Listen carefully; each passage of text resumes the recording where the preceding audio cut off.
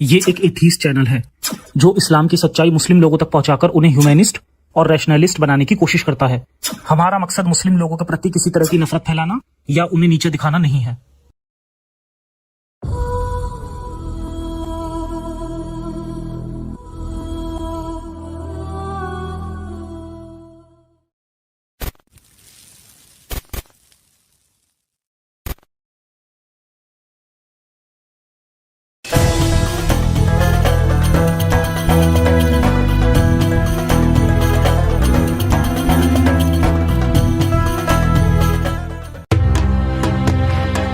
पैगंबर मोहम्मद ने 10,000 सैनिकों की फौज के साथ 630 ईस्वी में मक्का पर फतेह हासिल की।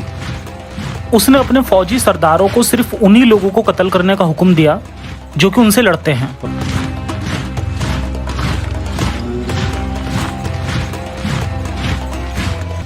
मगर खुफिया तौर से मुनाफिक पैगंबर ने 10 मक्का वासियों की फहरिस्त दी थी जिनको की कत्ल किया जाना था। इन 10 लोगों को ढूंढो और कत्ल कर दो। जी रसूल अल्लाह।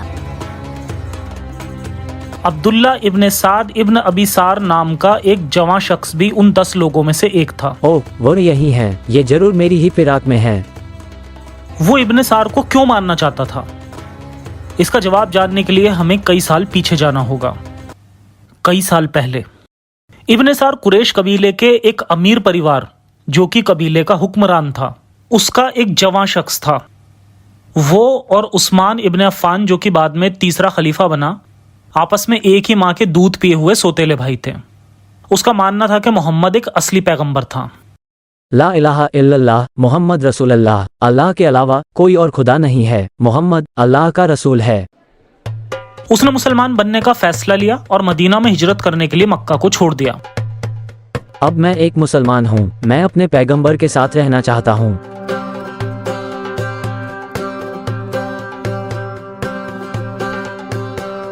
पैगंबर मोहम्मद ने उसे अपने लेखक के तौर पर नियुक्त कर दिया क्योंकि इब्ने सार एक पढ़ा लिखा शख्स था। लेकिन पैगंबर मोहम्मद और मुसलमानों के बारे में जानने के बाद वो इम्प्रेस नहीं हुआ। मेरा हुक्म बजा लाना तुम्हारे लिए बेहद जरूरी है।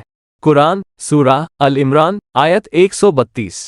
अल्लाह और रसूल की फरमानबरदारी करते रहो ताकि तुम पर रहम किया जाए। क्या ये हकीकत में सच है? एक दिन पैगंबर मोहम्मद ने उसे कुरान की एक आयत लिखने के लिए कहा। लिखो कुरान सूरा अल मोमिनून आयत 14।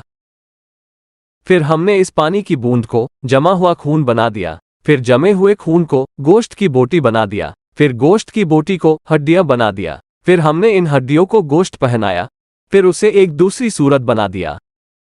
तब पैगंबर मोहम्मद ने बोलना बंद कर दिया। ऐसा लगता है जैसे कि अल्लाह ने अपना जुमला पूरा कर दिया हो। लेकिन तभी इब्ने सार ने कहना शुरू किया, बड़ी बरकत वाला है वो अल्लाह जो सबसे बेहतर बनाने वाला है।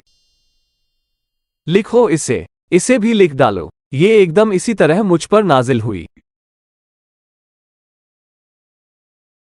वक्त वक्त पर इब्ने सार छोटे मोटे बदलाव का मशवरा देता रहा और पैगंबर मोहम्मद भी उसके मशवरों को मान लेते। आखिरकार इब्ने सार को महसूस हुआ कि यदि आयतें असल में खुदा से आई होती तो एक अदने से लेखक के मशवरे से उसमें कोई तब्दीली कैसे की जा सकती है। मुझे पूरी तरह से इत्मीनान हो गया है कि मोहम्मद असल में कोई पैगंबर नहीं है, वो अपने दिमाग में ही कुरान की आयतें बनाता है। इसके बाद इब्ने सार ने मोहम्मद को मदीना में छोड़कर मक्का की राह पकड़ी।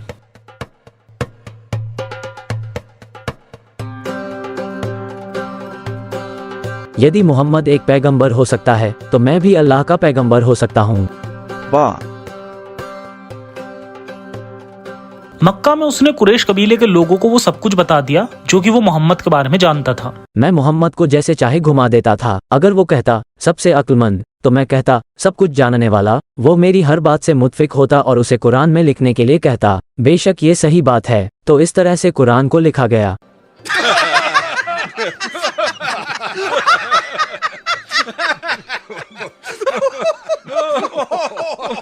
जब पैगंबर मोहम्मद ने इस बारे में सुना तो वो आग बबूला हो उठा।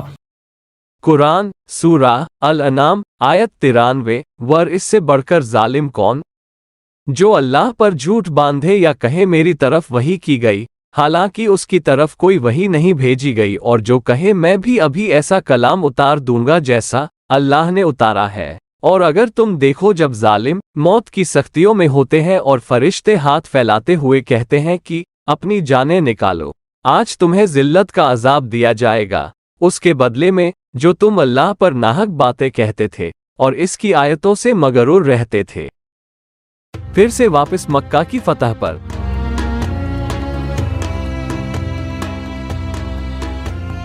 अब्दुल उज्जा इब्ने खत्ताल उन 10 लोगों में से था जिन्हें मोहम्मद कत्ल करवाना चाहता था। पहले वे इस्लाम में कन्वर्ट हो गया था और मोहम्मद ने उसका नाम बदलकर अब्दुल्ला यानी अल्लाह का गुलाम रख दिया। जब उसने इस्लाम छोड़ा तो उसने वापस अपना नाम बदलकर अब्दुल उज्जा रख लिया यानी उज्जा का गुलाम, जो कि कुरैश कबीले की देवी थी। वो रहा, वो इब्न खत्ताल है ना, आओ उसे कत्ल कर देते हैं। अस्तगफिरुल्लाह, मैं गया। आप जब मुस्लिम आर्मी मक्का में घुसी तो अब्दुल उज्जा इब्ने खत्ताल को मालूम था कि बेशक अब मोहम्मद उसे कत्ल करवा देगा। वो पनाह की खातिर काबा की ओर भागा। अल्लाह का पैगंबर होने की वजह से मोहम्मद अल्लाह के घर में खून खराबा नहीं करेगा। इब्ने खत्ताल ने काबा का पर्दा कसकर पकड़ा हुआ था। मुसलमानों को उसको कत्ल करने में हिचक हो रही थी। अरे हम इस मुकद्दस जगह में उसको नहीं मार सकते। चलो रसूलुल्लाह से पूछते हैं कि क्या करना चाहिए। और रसूलुल्लाह, इब्न खत्ताल ने अलकाबा का पर्दा कसकर पकड़ा हुआ है। उसे वहीं कत्ल कर दो। काबा का इस्तेमाल कभी भी एक बागी की हिफाजत के लिए नहीं किया गया है। इसके बाद मोमिन फौजियों ने उसको मौत के घाट उतार दिया। सीरा अल हल्बिया जिल्द 3 पेज 91। मुसलमानों की टोली ने इब्ने खत्ताल का कत्ल कर दिया। वे थे साद इब्ने हरीस, अबू बरजा अल जुबैर, साद इब्ने ज़ुएब और जैद इब्ने जैद। इन सब ने मिलकर इब्ने खत्ताल को कत्ल कर दिया। इब्ने साद तबकात अल कबीर जिल्द 2 पेज 174 में फरमाता है, हकीकत में अल्लाह के रसूल ने फतेह के दिन अपने पैरोकारों को इब्ने अबीसार, फरताना इब्ने अल जुबैरा और इब्ने खत्ताल को कत्ल करने का हुक्म दिया। अबू बरजा ने आकर इब्ने खत्ताल को अल काबा के पर्दे को कसकर पकड़े हुए देखा। अबू बरजा ने उसके पेट को फाड़ कर रख दिया। कुरान में मोहम्मद बार बार दोहराता है कि वो अल्लाह से मोहब्बत करता है, उससे डरता है और अल्लाह भी उसको सबसे ज्यादा मोहब्बत करता है। लेकिन क्या ये सच है? अल्लाह ने मोहम्मद के अब्बू को उठा लिया जब वो माँ के पेट में ही था। अल्लाह ने उसकी माँ को भी उठा लिया जब वो केवल 5 साल का ही था। अल्लाह ने उसके दादा को भी उठा लिया जब वो 8 साल का था। जिन घटनाओं को आप मेरी सीरीज द मोहम्मद के जरिए भी जान सकते हैं। इसके अलावा अल्लाह ने उसके बेटों को भी उठा लिया, जिसमें उसका बेटा इब्राहिम भी था, जो कि उसकी गुलाम लौंडी मारिया अल किप्तिया से पैदा हुआ था, वो भी सिर्फ 2 साल की उम्र में। इन सब के बाद उसके बेटे की चाहत ही खत्म हो गई। मुमकिन है इसी वजह से मोहम्मद अल्लाह से नफरत करने लगा हो और अल्लाह की बेहुरमती करने के लिए उस काबा में खून खराबा करने में कोई हिचक नहीं हुई। इब्ने खत्ताल की 2 गाने वाली लड़कियां फरताना और उसकी सहेली कुरेबा थी, जो कि कई साल पहले मोहम्मद के ऊपर तंजियां गाने गाती थीं जब वो मक्का में ही रहता था। इसलिए मोहम्मद ने हुक्म दिया कि उन्हें भी कत्ल किया जाना चाहिए।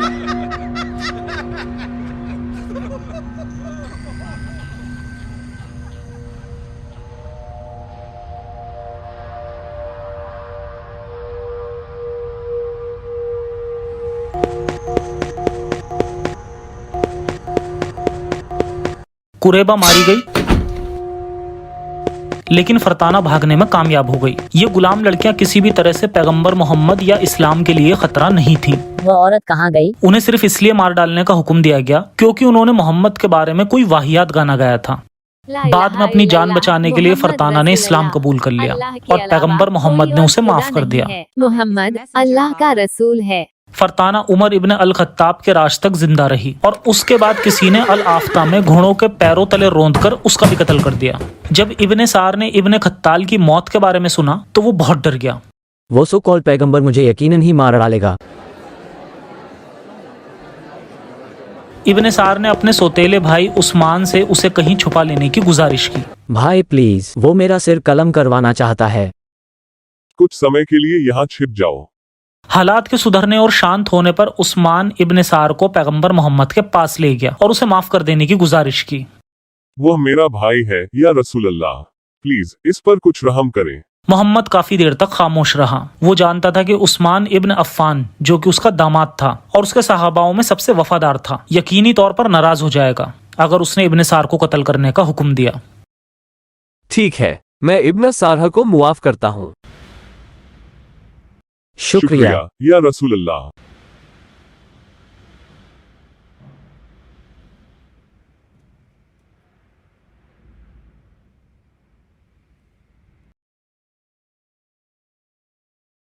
मैं काफी देर तक चुप रहा ताकि तुम दोनों में से एक उसका सिर कलम कर सके। और रसूल अल्लाह, अगर ऐसा था तो आपने मुझे इशारा क्यों नहीं किया? पैगंबर किसी को इशारा कर कत्ल नहीं कराते। इसीलिए हकीकत में पैगंबर मोहम्मद का इब्न सार को माफ करने का कोई इरादा नहीं था। इसको उलट वो उसको मरवा देना चाहता था, लेकिन उस्मान की मौजूदगी की वजह से हिचक रहा था। ये कितना अजीब है ना, ज्यादातर वो बदला लेना ही चाहता है। भाई, मुझे लगता है कि अब तुम ठीक ठाक हो। मोहम्मद ने कुरान सूरा नंबर 68 आयत नंबर 4 में फरमाया, आप वाकई अजीम फितरत से पैदा हुए हैं। इब्ने खत्ताल और कुरैबा के साथ जो हुआ उसे देखकर हम साफ तौर पर उसकी अजीम फितरत से वाकिफ हो चुके हैं। तबरी के मुताबिक इब्ने सार फिर से मुसलमान हो गया। ये तो साफ है कि उसने फरताना की ही तरह अपनी जान बचाने के लिए ऐसा किया। यो इब्न सारह, मैंने सुना है कि तुमने शहादा फिर से पढ़ लिया। जी हाँ, अपना सिर कलम होने से बचाने के लिए। क्या तुमने भी यही किया है? हाँ, मैंने भी यही किया है। तुम तो जानते ही हो कि मैं एक गायिका और नर्तकी हूँ, मगर मैंने सुना है कि मोहम्मद ने फरमाया है कि नाच गाना हराम है। ये सब हलाल थे। अगर उसको इसका पता न चलता तो